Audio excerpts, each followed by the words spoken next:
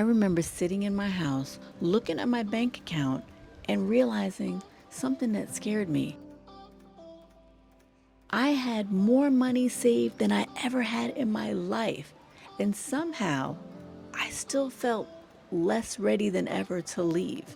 Now, I know that doesn't make any sense, right? Because for years, I've been telling myself the reason I hadn't left yet was because of money. I kept saying, I just need a little more, just a little more saved, just a little more security.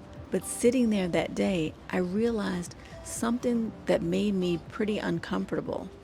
Because if money wasn't the problem, then what was it? But once I figured that out, everything changed.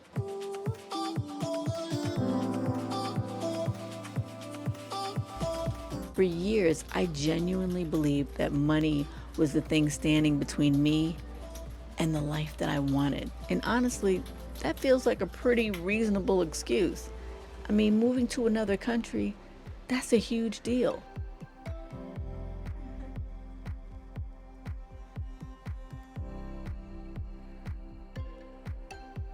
You need money, you need a plan, you need to know what you're doing, especially when it comes to things like visas, health care, and all of that stuff.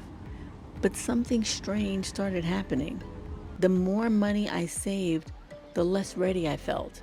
I mean, I was paying off debt like I was on fire. And if you've been following my channel for a while, you already know that I was gonna have back surgery.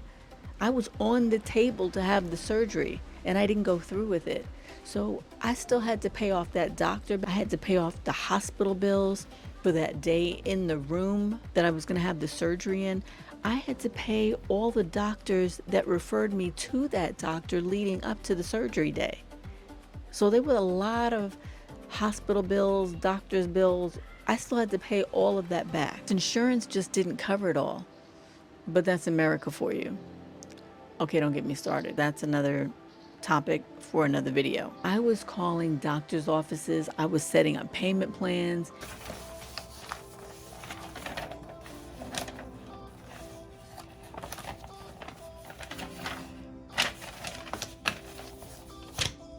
And then after that, I threw every extra money I had towards savings. I was just socking it away. And eventually, I got to a point where I was in a better financial position than I'd ever been while I was living in the United States.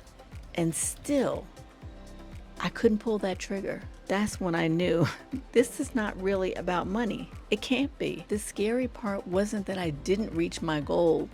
The scary part was that I did and still couldn't leave. I had convinced myself that once I hit a certain number, everything would feel different, that I'd suddenly be all confident, I'd be ready to go. But that's not what happened. I felt panic because now I had something to lose. And I started realizing I wasn't asking, do I have enough money anymore? I was asking, what if I make the wrong decision? And those are very different questions. People ask me all the time, how much money do I need to move abroad? And I always disappoint them with my answer because it depends.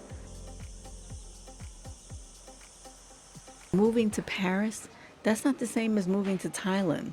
If you want luxury, that's not the same as wanting freedom. Your comfort level is not going to be the same as mine. Case in point, when I moved to Thailand, I met people who were paying $2,500 a month for condos. Some were paying even more. And when I look back and think about that, if I had made $2,500 a month be my benchmark, I wouldn't have gone. I was paying only $400 a month for a condo with a beautiful pool that wrapped around the entire property.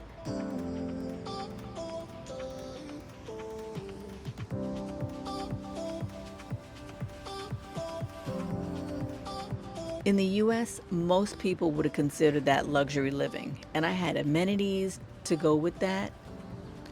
I just didn't need all the same things that those people who were paying $2,500 and up did.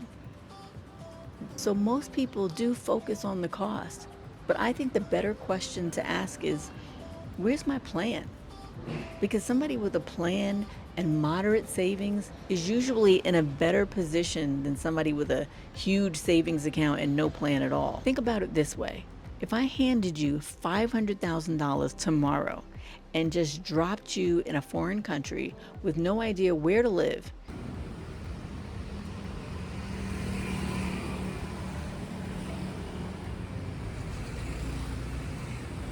you had no understanding of the healthcare system there, no visa strategy, no contacts, that money, it's going to disappear a lot faster than you think.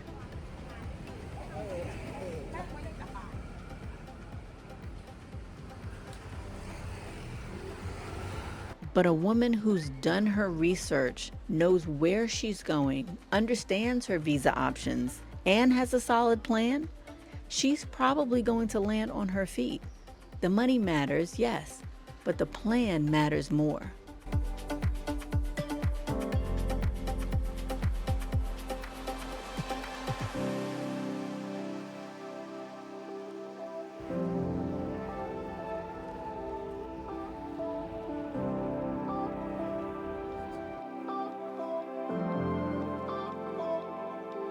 I wasn't wealthy when I moved, and I didn't win the lottery, and I wasn't sitting on some secret pile of money. I was still paying off debt. I still am. What changed wasn't my bank account. What changed was my decision. At some point, I stopped waiting to feel completely ready.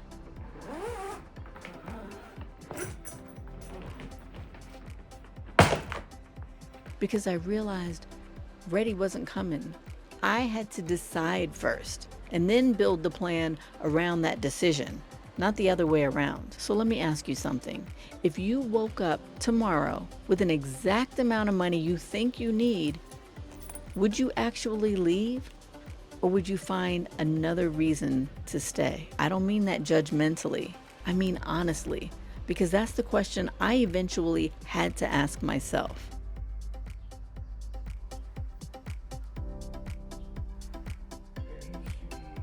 Maybe you really do need the money. I'm not saying money doesn't matter. It does. But if you've been telling yourself the same story for years, maybe it's worth asking whether money is really the thing that's holding you back. Because for me, it wasn't. And that realization right there, that changed everything. If you're trying to figure out what your next chapter looks like, grab my free Ultimate Freedom Toolkit. It's designed for women who know they want more, but aren't quite sure where to start. The link is in the description, and I'll see you in the next video.